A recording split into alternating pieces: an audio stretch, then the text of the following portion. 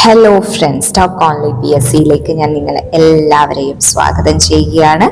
ഇന്ന് നമ്മൾ ഡിസ്കസ് ചെയ്യാൻ പോകുന്നത് ഡിഗ്രി പ്രിലിംസ്, അതായത് ഇപ്പോൾ വരാൻ പോകുന്നത് നമ്മുടെ സെക്രട്ടേറിയറ്റ് അസിസ്റ്റന്റ് ആണ്. അപ്പൊ അതിന് വേണ്ടിയിട്ട് പ്രിപ്പയർ ചെയ്യുന്ന എല്ലാ ആളുകൾക്കും ഒരുപോലെ ഉപയോഗപ്രദമാവുന്ന ഒരു ടോപ്പിക്കാണ്. അതായത് നമ്മുടെ സാമ്പത്തിക ശാസ്ത്രം അഥവാ എക്കണോമിക്സ് എന്ന് പറഞ്ഞിട്ടുള്ള ഭാഗമല്ലേ, എക്കണോമിക്സുമായിട്ട് റിലേറ്റ് ചെയ്ത ക്ലാസ്സുകളാണ് നമ്മൾ സ്റ്റാർട്ട് ചെയ്യാൻ പോകുന്നത്. ആദ്യ ക്ലാസ് ആണെന്ന് നമ്മൾ ഡിസ്കസ് ചെയ്യുന്നത് എക്കണോമിക്സ് അഥവാ സാമ്പത്തിക ശാസ്ത്രത്തിലെ ഡിഗ്രി പ്രിലിംസിന്റെ സിലബസ് എടുത്തു നോക്കുമ്പോൾ അതിൽ നമുക്ക് കറക്റ്റ് ആയിട്ട് കാണാൻ പറ്റും. ആദ്യത്തെ ടോപ്പിക് എന്താണ്? ദേശീയ വരുമാനം അഥവാ നാഷണൽ ഇൻകം എന്ന് പറഞ്ഞിട്ടുള്ള ടോപ്പിക്കാണ് ആദ്യമായിട്ട് നമുക്ക് പഠിക്കാനുള്ളത് ആണല്ലോ. നിങ്ങൾ എല്ലാവരും ഡിഗ്രി പ്രിലിംസിന്റെ സിലബസ് എടുത്ത് നോക്കിയിട്ടുണ്ടാവും. അപ്പൊ സാമ്പത്തിക ശാസ്ത്രം വളരെ ഇമ്പോർട്ടന്റ് ആണ്. നന്നായി പഠിച്ചു കഴിഞ്ഞാൽ ആ ഭാഗത്തു നിന്നുള്ള മാർക്കൊന്നും പോവില്ല. അപ്പൊ നിങ്ങൾ വളരെ കറക്റ്റായിട്ട് പഠിക്കേണ്ട ഒരു ഭാഗമാണ് സാമ്പത്തിക ശാസ്ത്രം. കാരണം അതിനകത്ത് ഒരുപാട് ടേംസുകളും ഇക്വേഷൻസുകളും ഒക്കെ നമുക്ക് പഠിച്ചു വെക്കേണ്ടതായിട്ടുണ്ട്. അപ്പൊ ആ ഭാഗമൊക്കെ നിങ്ങൾ പഠിക്കുമ്പോൾ ഒന്നും കൺഫ്യൂഷൻ ഇല്ലാതെ പഠിച്ചു വെക്കണം. Okay, clear? അപ്പൊ നമ്മൾ സ്റ്റാർട്ട് ചെയ്യാണ്. കൂടുതലായിട്ടൊന്നും നമ്മൾ ഡിസ്കസ് ചെയ്യുന്നില്ല, കൂടുതലായിട്ടൊന്നും നമ്മൾ വലിച്ചു വാരി പറയുന്നില്ല. നമ്മളിവിടെ പഠിക്കുക മാത്രമാണ് ചെയ്യുക. പഠിച്ചുകൊണ്ടേയിരിക്കുക. ഓക്കെ, അപ്പൊ നമ്മൾ ദേശീയ വരുമാനത്തിനെ കുറിച്ചാണ് ഡിസ്കസ് ചെയ്യാൻ പോകുന്നത്. നേരെ നമ്മൾ ദേശീയ വരുമാനത്തിലേക്ക് പോവാണ് ഗൈസ്. എന്താണ് ദേശീയ വരുമാനം? ദേശീയ വരുമാനം എന്ന് പറഞ്ഞാൽ ആ ഒരു രാജ്യത്തിന്റെ മൊത്തത്തിലുള്ള വരുമാനമാണ് അല്ലെ. കേൾക്കുമ്പോൾ നമ്മൾ ഇന്ത്യയിൽ ഒരു ദേശീയ വരുമാനം നമ്മൾ കേട്ടിട്ടുണ്ട്. അതുപോലെ തന്നെ എല്ലാ രാജ്യങ്ങൾക്കും അവരുടെ ദേശീയ വരുമാനം എന്ന് പറഞ്ഞൊരു സംഭവം ഉണ്ട്. അപ്പൊ രാജ്യത്തിന്റെ വളർച്ച അല്ലെങ്കിൽ രാജ്യം എത്രത്തോളം സാമ്പത്തികമായിട്ട് പുരോഗതി നേടിയിട്ടുണ്ട്, ഇതൊക്കെ നമുക്ക് മനസ്സിലാക്കണമെങ്കിൽ നമ്മളെ സഹായിക്കുന്ന ഏറ്റവും ഫസ്റ്റത്തെ ബേസിക് ആയിട്ടുള്ള ഒരു ഘടകം ഒരു ഫാക്ടർ എന്താണെന്ന് ചോദിച്ചാൽ നമ്മുടെ ദേശീയ വരുമാനമാണ്. അപ്പൊ ദേശീയ വരുമാനം എന്നുള്ളത് നമ്മൾ എക്കണോമിക്സ് പഠിക്കുമ്പോൾ അല്ലെങ്കിൽ സാമ്പത്തിക ശാസ്ത്രം പഠിക്കുമ്പോൾ ഏറ്റവും ആദ്യം പഠിക്കേണ്ട ടേമാണ്. അതുകൊണ്ട് തന്നെയാണ് നമ്മുടെ ഡിഗ്രി പ്രിലിംസിന്റെ സിലബസിൽ നമുക്ക് ആദ്യമായിട്ട് പഠിക്കാനുള്ളത് ദേശീയ വരുമാനം എന്ന് പറഞ്ഞ ടോപ്പിക് തന്നെയാണ്. Okay, clear? അപ്പൊ നമ്മൾ ദേശീയ വരുമാനത്തിന്റെ ഡെഫിനേഷനിലേക്കാണ് ആദ്യം പോകുന്നത്. എന്താണ് ദേശീയ വരുമാനം? ഒരു രാജ്യത്ത് ഒരു സാമ്പത്തിക വർഷത്തിൽ ആകെ ഉൽപ്പാദിപ്പിക്കപ്പെടുന്ന അന്തിമ സാധന സേവനങ്ങളുടെ പണമൂല്യത്തോടൊപ്പം വിദേശത്തു നിന്നുള്ള അറ്റഘടക വരുമാനവും ചേരുന്നതാണ് എന്ത്? National income. ഈ സെന്റൻസ് കേട്ടപ്പോൾ നിങ്ങൾക്ക് ഒരുപാട് വേർഡ്സുകൾ നിങ്ങൾക്ക് അല്ലെങ്കിൽ ഒരുപാട് ടേംസുകൾ നിങ്ങൾക്ക് ഫെമിലിയർ അല്ലാത്ത ഉണ്ടാവാം പല ആളുകൾക്കും. അപ്പൊ നമ്മൾ അത് ഓരോന്നും എക്സ്പ്ലെയിൻ ചെയ്യാൻ പോവാണ്. ഫസ്റ്റ് ദേശീയ വരുമാനം അഥവാ നാഷണൽ ഇൻകം എന്താണെന്നുള്ളതിനുള്ള ഒരു ഇൻട്രൊഡക്ഷൻ ആണ് ഇപ്പൊ നമ്മൾ പറഞ്ഞത്. അതായത് ഒരു രാജ്യത്ത് ഒരു സാമ്പത്തിക വർഷത്തില് ആകെ ഉൽപ്പാദിപ്പിക്കപ്പെടുന്ന അന്തിമ സാധന സേവനങ്ങളുടെ പണമൂല്യത്തോടൊപ്പം വിദേശത്തു നിന്നുള്ള അറ്റഘടക വരുമാനവും കൂടിച്ചേരുന്നതാണ് ആ രാജ്യത്തിന്റെ ദേശീയ വരുമാനം. ക്ലിയർ? അപ്പൊ എന്താണ് നമ്മളൊരു സാമ്പത്തിക വർഷത്തിൽ എന്ന് പറഞ്ഞിട്ടുണ്ട് ഇല്ലേ? ഇന്ത്യയിലെ സാമ്പത്തിക വർഷം സ്റ്റാർട്ട് ചെയ്യുന്നത് എങ്ങനെയാ, എപ്പോഴാണ്? അതായത് നമ്മളൊരു ദേശീയ വരുമാനം കാൽക്കുലേറ്റ് ചെയ്യുമ്പോൾ ഒരു പെർട്ടിക്കുലർ പീരീഡ് ഓഫ് ടൈമിലേക്കാണ് ആ ദേശീയ വരുമാനം കാൽക്കുലേറ്റ് ചെയ്യുക. ആ ഒരു പെർട്ടിക്കുലർ പീരീഡ് ഓഫ് ടൈമിനെയാണ് നമ്മൾ ഫിനാൻഷ്യൽ ഇയർ അല്ലെങ്കിൽ സാമ്പത്തിക വർഷം എന്ന് പറഞ്ഞിട്ട് ഇവിടെ പറഞ്ഞിട്ടുള്ളത്. ഇന്ത്യയിൽ ഫിനാൻഷ്യൽ ഇയർ സ്റ്റാർട്ട് ചെയ്യുന്നത് എപ്പോഴാണ്? നമുക്ക് എല്ലാവർക്കും അറിയാം അല്ലെ. ഫിനാൻഷ്യൽ ഇയർ April 1 സ്റ്റാർട്ട് ചെയ്തിട്ട് March 31 വരെയാണ് നമ്മുടെ ഇന്ത്യയുടെ ഫിനാൻഷ്യൽ ഇയർ എന്ന് പറയുന്നത്. അപ്പൊ ഇന്ത്യയുടെ ഫിനാൻഷ്യൽ ഇയർ April 1 സ്റ്റാർട്ട് ചെയ്യുന്നത്, March 31 അവസാനിക്കുന്നത്. ക്ലിയർ? ഓക്കെ, അപ്പൊ ആ ടേം നിങ്ങൾക്ക് മനസ്സിലായി. അപ്പൊ ഒരു രാജ്യത്ത് ഒരു സാമ്പത്തിക വർഷത്തിൽ ഇനി ആകെ ഉൽപ്പാദിപ്പിക്കപ്പെടുന്ന അന്തിമ സാധന സേവനങ്ങളുടെ പണമൂല്യത്തോടൊപ്പം വിദേശത്തു നിന്നുള്ള അറ്റഘടക വരുമാനവും കൂടിച്ചേരുന്നതാണ് നാഷണൽ ഇൻകം എന്ന് പറഞ്ഞു. വിദേശത്തു നിന്നുള്ള അറ്റഘടക വരുമാനം അഥവാ net factor income from abroad. Net factor income from abroad അതെന്താണെന്നതാണ് നമ്മൾ അടുത്തതായിട്ട് നോക്കാൻ പോകുന്നത്. ഓക്കെ, അപ്പൊ ആ ടേം നമ്മൾ ഇനി നെക്സ്റ്റ് എന്താണ് net factor income from abroad അഥവാ വിദേശത്തു നിന്നുള്ള അറ്റഘടക വരുമാനം അല്ലെങ്കിൽ NFIA എന്ന് പറഞ്ഞാൽ എന്താണ്, അതാണ് ഇനി നമ്മൾ നെക്സ്റ്റ് ഡിസ്കസ് ചെയ്യാൻ പോകുന്നത്. ഓക്കെ, പോലെ എന്താണ് net factor income from abroad എന്ന് പറയുന്നത്? ജസ്റ്റ് ഇപ്പൊ നിങ്ങൾ നോക്കുകയാണെങ്കിൽ നമ്മുടെ ഇന്ത്യയാണ് അതെന്ന് വിചാരിക്കൂ. ഇങ്ങനെ ഇന്ത്യ ഉണ്ട്, ഇന്ത്യയുടെ ഒരു ഇങ്ങനെയൊന്നല്ല ഇന്ത്യ, എന്നാലും ഞാൻ പറയാം. അപ്പോൾ ഇവിടെ നിന്നുള്ള ഒരുപാട് ആളുകൾ എന്ത് ചെയ്യുന്നുണ്ട്, വിദേശത്ത് പോയിട്ട് ജോലി എടുക്കുന്നുണ്ട്, ഇവിടെ ജോലി എടുക്കുന്നുണ്ട്. Okay, clear. അതുപോലെ തന്നെ ഇവിടെ നിന്ന് ഒരുപാട് വിദേശത്ത് കമ്പനികളൊക്കെ സ്റ്റാർട്ട് ചെയ്യുന്നുണ്ട്. ഓക്കെ, അപ്പൊ ഈ വിദേശത്ത് ജോലി എടുക്കുന്ന പൗരന്മാര്, വിദേശ കമ്പനികൾ, ഇവരൊക്കെ കൂടി ഒരു വരുമാനം ഇന്ത്യക്ക് കൊടുക്കുന്നുണ്ടാവും അല്ലെ. അതുപോലെ തന്നെ വിദേശത്തു നിന്നുള്ള കുറെ ആളുകൾ ഇവിടെ വന്നിട്ട് ജോലി ചെയ്യുന്നുണ്ടാവാം. അതുപോലെ തന്നെ വിദേശത്തുള്ള കമ്പനികൾ ഇന്ത്യയിൽ പ്രവർത്തിക്കുന്നുണ്ടാവാം. അപ്പൊ ഇതുവഴിയും എന്തുണ്ട്, ഇൻകം ജനറേറ്റ് ചെയ്യുന്നുണ്ട്. ഓക്കെ, അപ്പോ എന്താണ് net factor income from abroad എന്ന് പറയുന്നത്? വിദേശത്ത് ജോലി ചെയ്യുന്ന ഇന്ത്യൻ പൗരന്മാരും അതുപോലെ തന്നെ ഇവിടെയുള്ള കമ്പനികളും അതിന്ന് കിട്ടുന്ന വരുമാനത്തിന്ന് രാജ്യത്തിന്റെ ആഭ്യന്തര അതിർത്തിക്കുള്ളിൽ സ്ഥിതി ചെയ്യുന്ന അല്ലെങ്കിൽ ജോലി ചെയ്യുന്ന വിദേശ പൗരന്മാരുടെ വരുമാനവും വിദേശ കമ്പനികളുടെ ലാഭം അതും മറ്റേതിൽ നിന്ന് കുറയ്ക്കുമ്പോൾ കിട്ടുന്നതാണ് എന്ത്, net factor income from abroad. അതായത് വിദേശത്ത് ജോലി ചെയ്യുന്ന ഇന്ത്യൻ പൗരന്മാരുടെ വരുമാനം, അതുപോലെ ഇന്ത്യൻ കമ്പനികളുടെ ലാഭം എന്നിവയിൽ നിന്നും രാജ്യത്തിന്റെ ആഭ്യന്തര അതിർത്തിക്കുള്ളിൽ ജോലി ചെയ്യുന്ന വിദേശ പൗരന്മാരുടെ വരുമാനം, വിദേശ കമ്പനികളുടെ ലാഭം എന്നിവ കുറച്ചാൽ കിട്ടുന്നതാണ് എന്ത്, net factor income from abroad അഥവാ എന്ത്, വിദേശത്ത് നിന്നുള്ള അറ്റ ഘടക വരുമാനം എന്ന് പറയുന്നത്. ക്ലിയർ ആണല്ലോ? അപ്പൊ നമ്മൾ അത് പഠിച്ചു കഴിഞ്ഞു. ഓക്കെ, ഇത് നിങ്ങൾ വളരെ ക്ലിയർ ആയിട്ട് പഠിച്ചു വെക്കണം. കാരണം ചില സമയത്ത് നമുക്ക് എന്താ പറയാ കാൽക്കുലേഷൻസ് ചോദിക്കാറുണ്ട് അല്ലെ. അപ്പൊ എന്താണ് ഇപ്പൊ ഒരു നെറ്റ് ഫാക്ടർ? നിങ്ങൾക്ക് വിദേശത്തുള്ള പൗരന്മാരുടെ, വിദേശത്ത് നിന്ന് ഇവിടെ വന്ന് ജോലി ചെയ്യുന്ന പൗരന്മാരുടെയും കമ്പനികളുടെയും ഒക്കെ വരുമാനം തന്നിട്ടുണ്ട്. ഇവിടെ നിന്ന് ഇന്ത്യയിൽ നിന്ന് പുറത്തു പോയിട്ട് ജോലി ചെയ്യുന്ന പൗരന്മാരുടെയും അതുപോലെ തന്നെ കമ്പനികളുടെ ഒക്കെ ലാഭം അതൊക്കെ നിങ്ങൾക്ക് തന്നിട്ടുണ്ടെങ്കിൽ എന്താണ് അറ്റ ഘടക വരുമാനം, വിദേശത്ത് നിന്നുള്ള അറ്റ ഘടക വരുമാനം അഥവാ net factor income from abroad എന്താന്ന് ചോദിച്ചാൽ നമുക്ക് കണ്ടുപിടിക്കാനുള്ള ഇക്വേഷൻ ആണത്. Net factor income from abroad is equal to വിദേശത്ത് നിന്നുള്ള ഉൽപാദന ഘടകങ്ങളുടെ വരുമാനം മൈനസ് ആഭ്യന്തര അതിർത്തിക്കുള്ളിലെ വിദേശ ഉൽപാദന ഘടകങ്ങളുടെ വരുമാനം. ഓക്കെ, അപ്പൊ നമ്മുടെ ദേശീയ വരുമാനത്തില് ഒരു സാമ്പത്തിക വർഷത്തിൽ ആകെ ഉൽപ്പാദിപ്പിക്കപ്പെടുന്ന അന്തിമ സാധന സേവനങ്ങളുടെ പണമൂല്യത്തോടൊപ്പം വിദേശത്തു നിന്നുള്ള അറ്റ ഘടക വരുമാനവും കൂടിച്ചേരുന്നതാണ് നാഷണൽ ഇൻകം അഥവാ ദേശീയ വരുമാനം എന്ന് നമ്മൾ പറഞ്ഞു. അതില് ഫിനാൻഷ്യൽ ഇയർ അഥവാ സാമ്പത്തിക വർഷത്തെ കുറിച്ച് നമ്മൾ പറഞ്ഞു. Net factor income from abroad അഥവാ വിദേശത്തു നിന്നുള്ള അറ്റ ഘടക വരുമാനം എന്താണെന്നും നമ്മൾ ഡിസ്കസ് ചെയ്തു. അത് കാൽക്കുലേറ്റ് ചെയ്യുന്നതിനുള്ള ഒരു ഇക്വേഷനും നമ്മൾ പഠിച്ചു. ക്ലിയർ? ഓക്കെ, ഇനി എന്താണ് അന്തിമ സാധന സേവനങ്ങൾ നമ്മളിവിടെ പറയുന്നുണ്ട്. അതായത് ആകെ പണമൂല്യത്തോടൊപ്പം അന്തിമ സാധന സേവനങ്ങളുടെ ഉൽപ്പാദിപ്പിക്കുന്ന അന്തിമ സാധന സേവനങ്ങളുടെ, അപ്പൊ എന്താണ് അന്തിമ സാധന സേവനങ്ങൾ എന്നാണ് ഇനി നമ്മൾ പഠിക്കാൻ പോകുന്നത്. ഓക്കെ, എന്താണ് അന്തിമ സാധന സേവനങ്ങൾ അഥവാ final goods and services? Final goods and services അഥവാ അന്തിമ സാധന സേവനങ്ങൾ എന്ന് പറഞ്ഞാൽ എന്താണ്?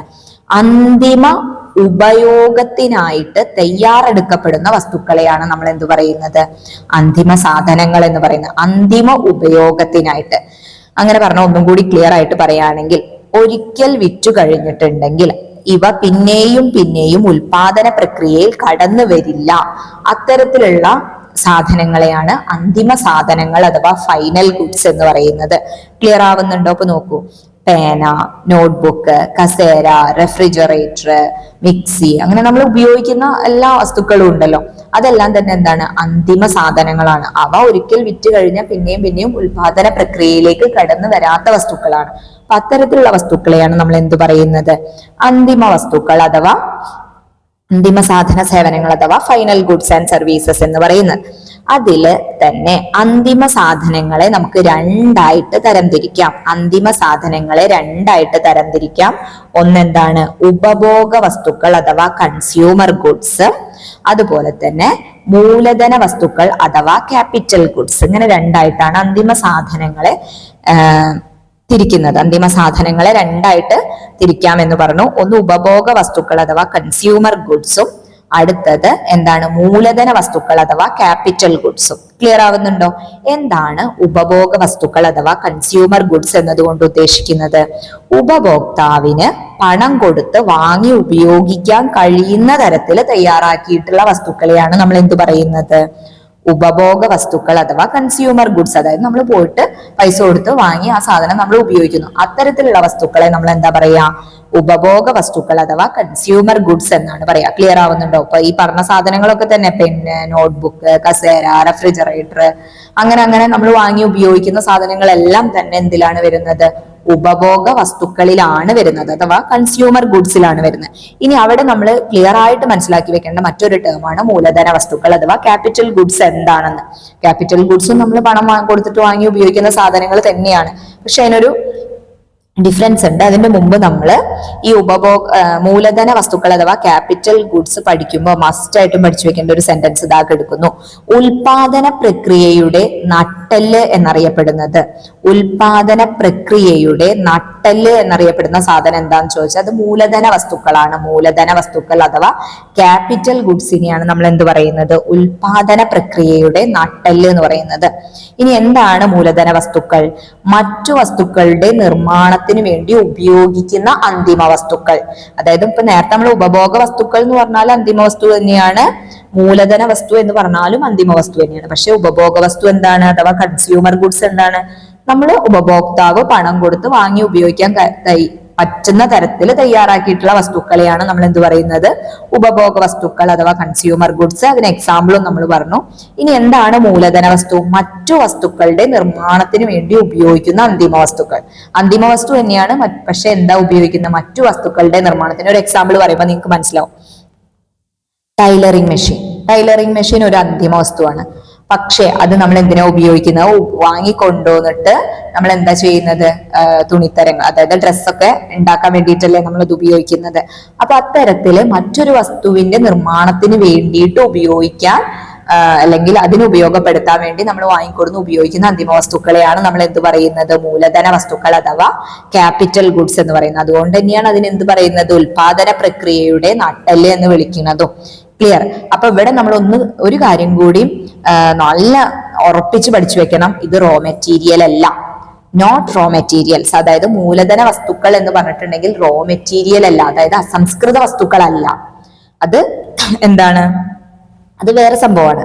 ഇത് റോ മെറ്റീരിയൽസ്, അതായത് അസംസ്കൃത വസ്തു അല്ല, പക്ഷെ മറ്റു വസ്തുക്കളുടെ എന്താ പറയാ നിർമ്മാണത്തിന് വേണ്ടി ഉപയോഗിക്കുന്ന അന്തിമ വസ്തുവിനെയാണ് നമ്മൾ എന്ത് പറയുന്നത്? മൂലധന വസ്തു അഥവാ ക്യാപിറ്റൽ ഗുഡ്സ് എന്ന് പറയുന്നത്. അപ്പൊ അതിനെക്കുറിച്ച് ഒന്നും കൂടി നമ്മൾ പഠിക്കാം. ഒറ്റ ഉപഭോഗത്തിൽ അവസാനിക്കാത്തതും ദീർഘകാല ഉപയോഗത്തിന് ഉപയോഗിക്കാവുന്നതുമായ വസ്തുക്കളായിരിക്കും എന്ത്?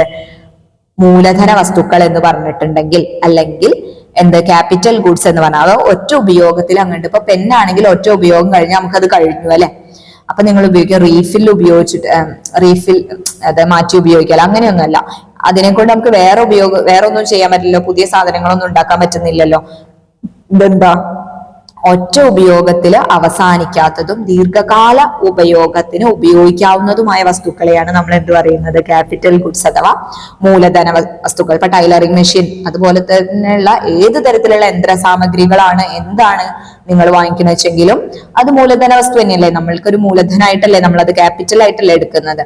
അതുപോലെ തന്നെ കെട്ടിടങ്ങള്, യന്ത്ര സാമഗ്രികള്, ഇതെല്ലാം തന്നെ ഇതിൽ വരുന്നതാണ് ക്യാപിറ്റൽ ഗുഡ്സ് അഥവാ മൂലധന വസ്തുവിൽ വരുന്നതാണ്. അപ്പൊ ഓക്കെ, അപ്പൊ നമ്മളുടെ നാഷണൽ ഇൻകം അഥവാ ദേശീയ വരുമാനത്തിലുള്ള എന്താണ് ഫിനാൻഷ്യൽ ഇയർ എന്നുള്ളതിന്റെ സാമ്പത്തിക വർഷത്തെ കുറിച്ച് നമ്മൾ പറഞ്ഞു.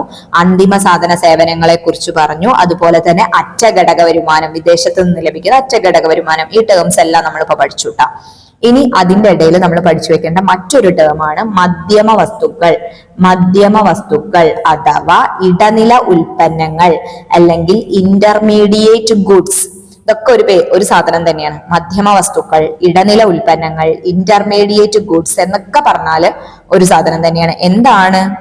അതായത് ഉൽപാദന പ്രക്രിയയിൽ അന്തിമ സാധന സേവനങ്ങളുടെ ഉൽപാദനത്തിന് ഒരു അസംസ്കൃത വസ്തുവായിട്ട് ഉപയോഗിക്കുന്ന വസ്തുക്കളെയാണ് നമ്മൾ എന്ത് പറയുന്നത്?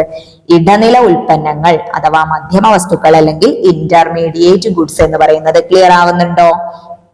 ഉണ്ട്. നമ്മൾ നേരത്തെ പറഞ്ഞിട്ടുണ്ടായിരുന്നു ക്യാപിറ്റൽ ഗുഡ്സ് അഥവാ മൂലധന വസ്തു എന്ന് പറഞ്ഞാല് റോ മെറ്റീരിയൽ അല്ല എന്ന് പറഞ്ഞിട്ടുണ്ടായിരുന്നു. റോ മെറ്റീരിയൽ ഏതാണ്? മധ്യമ വസ്തുക്കളാണ് എന്ത്?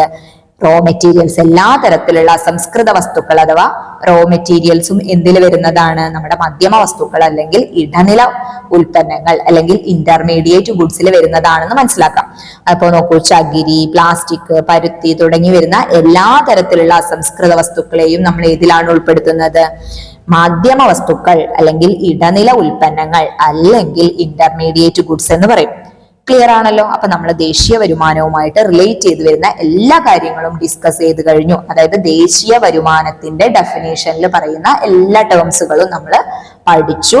ഇനി ഇത് റിപ്പീറ്റ് അടിച്ച് പറയേണ്ട കാര്യമുണ്ട് തോന്നുന്നില്ല. റിപ്പീറ്റ് അടിച്ച് കേൾക്കണം തോന്നുകയാണെങ്കിൽ നിങ്ങൾ ഒന്നും കൂടി പുറകോട്ട് പോയിട്ട് കേട്ടാൽ മതി. അല്ലെങ്കിൽ നമ്മളുടെ ക്ലാസ് ഇങ്ങനെ വലുതായി വന്നുകൊണ്ടിരിക്കും. അത് വേണ്ടല്ലോ, നമ്മൾ സ്പീഡായിട്ട് കാര്യങ്ങൾ പഠിക്കുക, വീണ്ടും റിവൈസ് ചെയ്യുക. എത്രത്തോളം സ്പീഡിൽ നമുക്ക് ടോപ്പിക്സുകൾ പഠിച്ച് കംപ്ലീറ്റ് ആക്കാൻ പറ്റുമോ അത്രത്തോളം സ്പീഡിൽ നിങ്ങളത് പഠിച്ച് കംപ്ലീറ്റ് ചെയ്യുക. കാരണം നമുക്ക് റിവിഷൻ ആണ് ഏറ്റവും കൂടുതൽ വേണ്ടത്.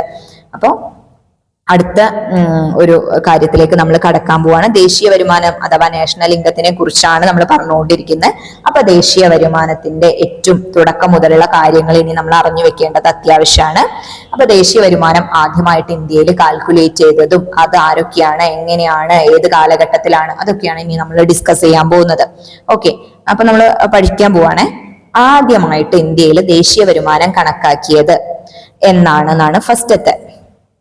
ഒന്നാമതായിട്ട് നമ്മൾ പഠിക്കുന്നത് ഇന്ത്യയിൽ ആദ്യമായിട്ട് ദേശീയ വരുമാനം കണക്കാക്കിയത് ആരായിരുന്നു, എന്നായിരുന്നു, എങ്ങനെയായിരുന്നു എന്നൊക്കെയാണ് ഇനി നമ്മൾ പഠിക്കാൻ പോകുന്നത്.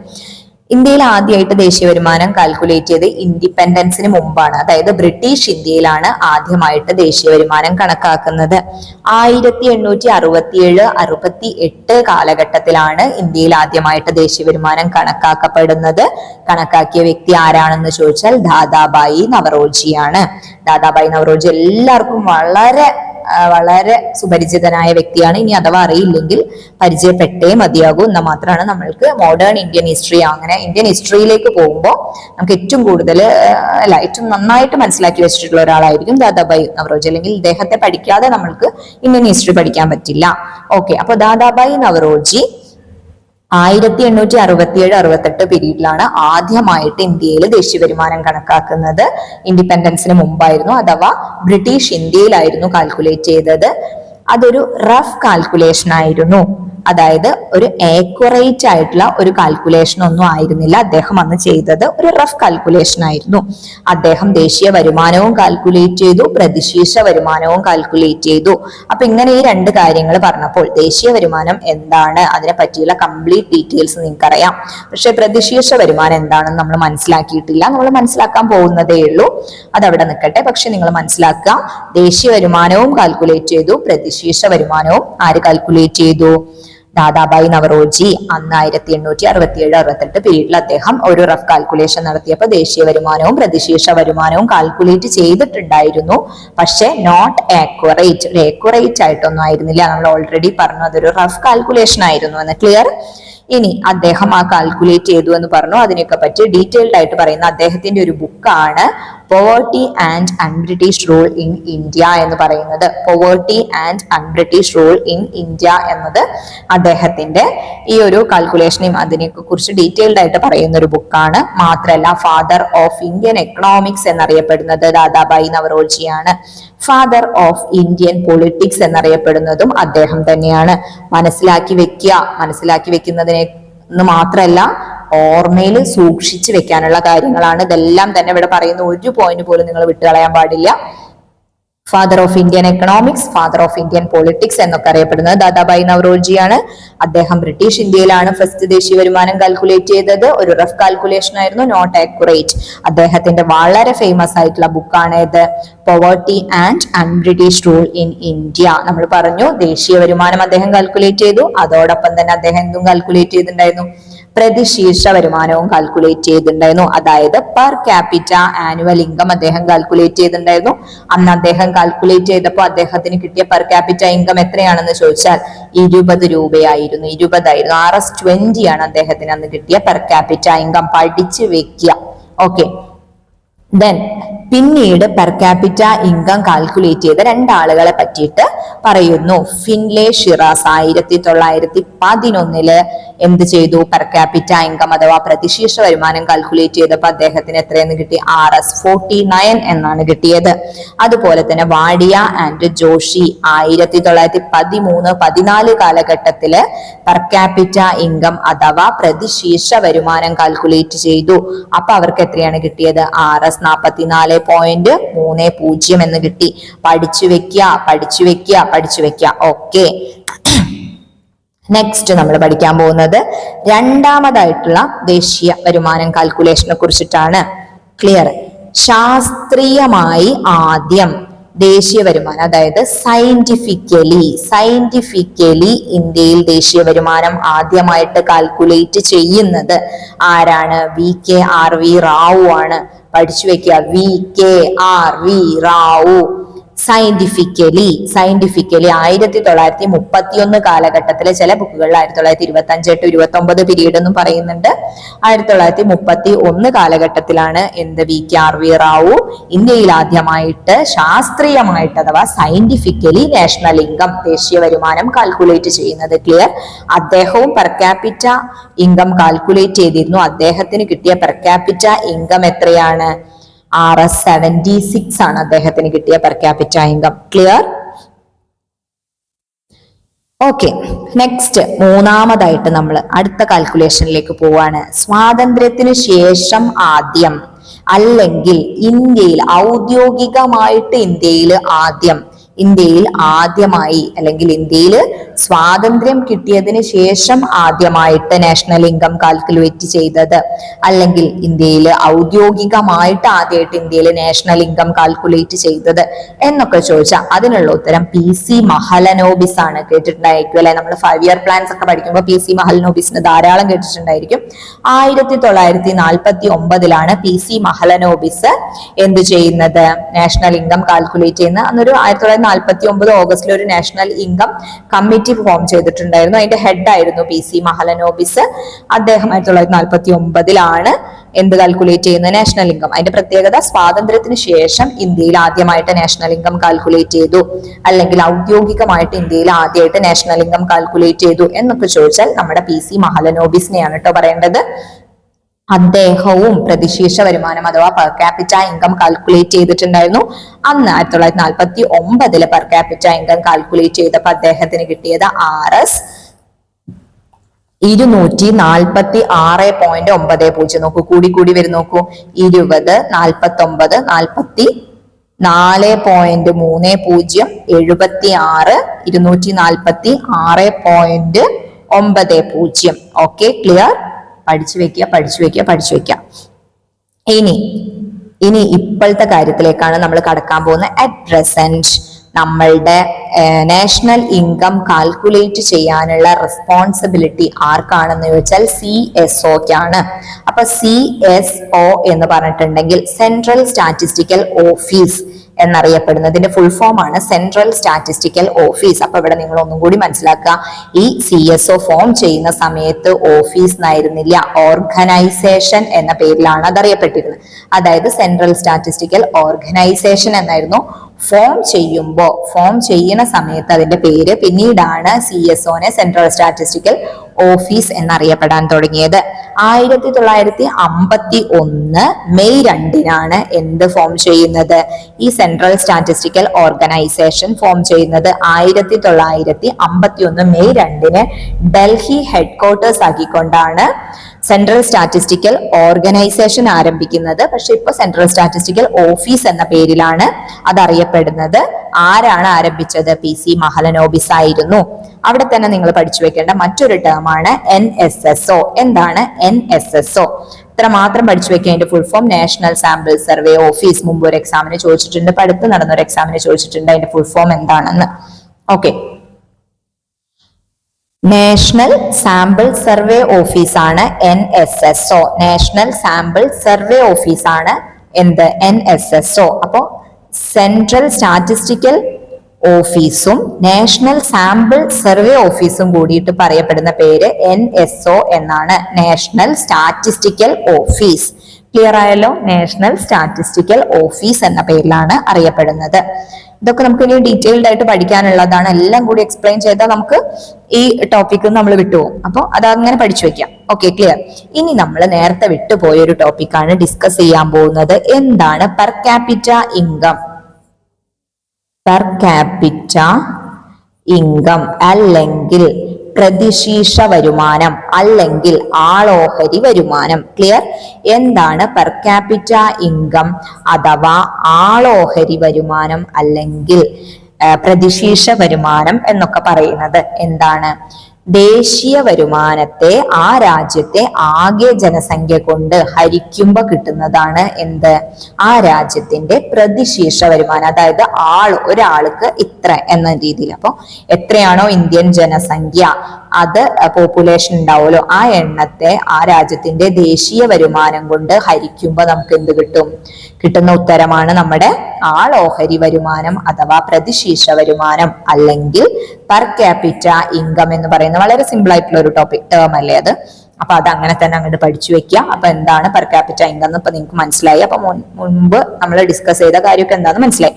ഇനി നമ്മൾ പറഞ്ഞു 1949 നാഷണൽ ഇൻകം കമ്മിറ്റി ഫോം ചെയ്തിട്ടുണ്ടായിരുന്നു. അത് പറഞ്ഞ ഒരു കാര്യമാണ് ഇവിടെ കൊടുത്തിട്ടുള്ളത്. ജസ്റ്റ് ഒന്ന് വായിച്ചു നോക്കാം. A national income measures the volume of commodities and services turned out during A given period counted without duplication. അതായത് ദേശീയ വരുമാനത്തിനെ കുറിച്ചിട്ട് അത് പറഞ്ഞൊരു കാര്യമാണ് പറഞ്ഞുകൊണ്ടിരിക്കുന്നത്. ഓക്കെ, ഇനി നമ്മൾ പറഞ്ഞു സെൻട്രൽ സ്റ്റാറ്റിസ്റ്റിക്കൽ ഓഫീസ്. അതായത് അത് എന്തിന്റെ കീഴിൽ വരുന്നതാണ്? Ministry of statistics and programme ഇംപ്ലിമെന്റേഷന്റെ കീഴിലാണ് സെൻട്രൽ സ്റ്റാറ്റിസ്റ്റിക്കൽ ഓഫീസ് വരുന്നത്.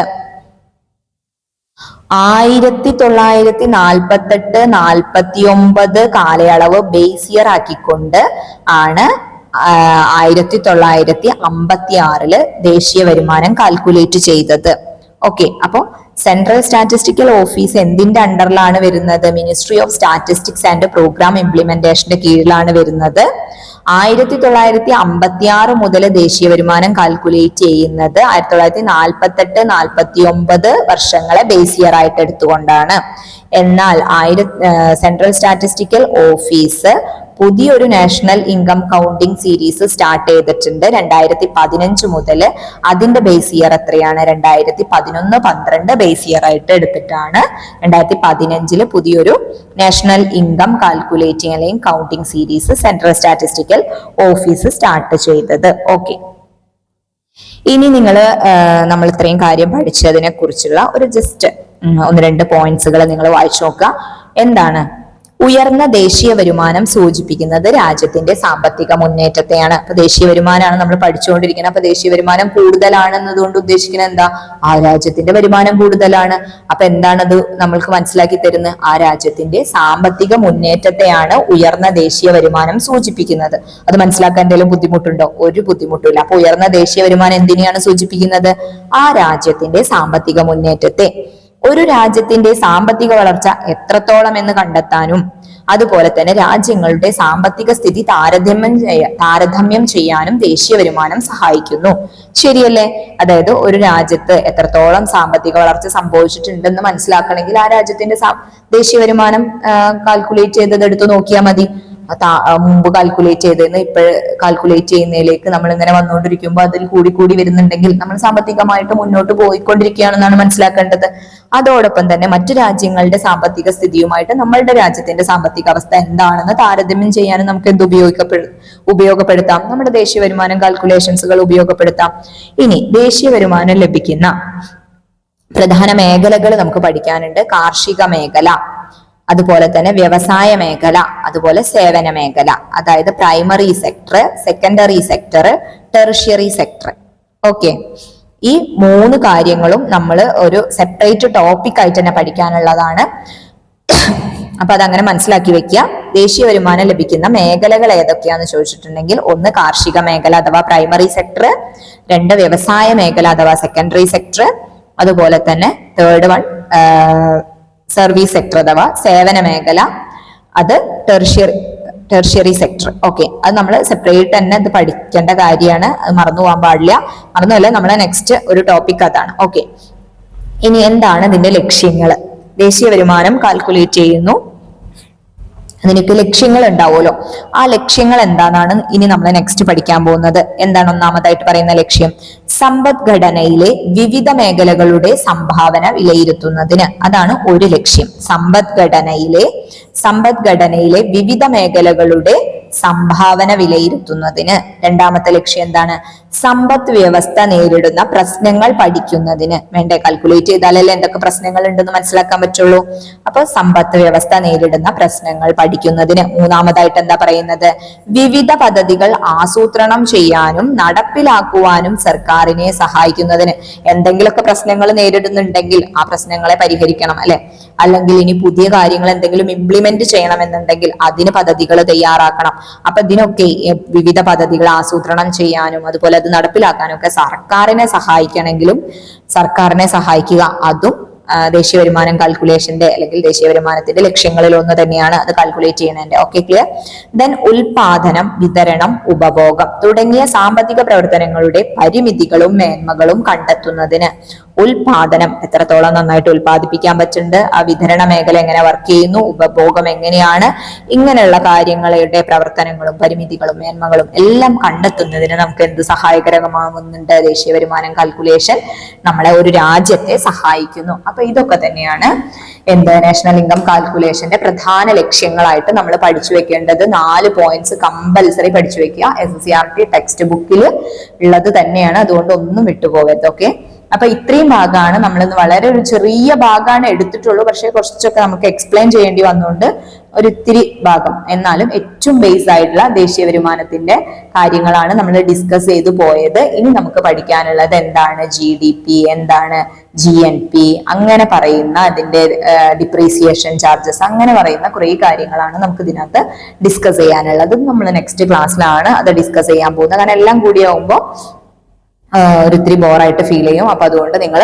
നന്നായി പഠിക്കുക, ഈ ക്ലാസ് നിങ്ങൾ നന്നായിട്ട് ഉപയോഗിക്കുക. Okay, thank you.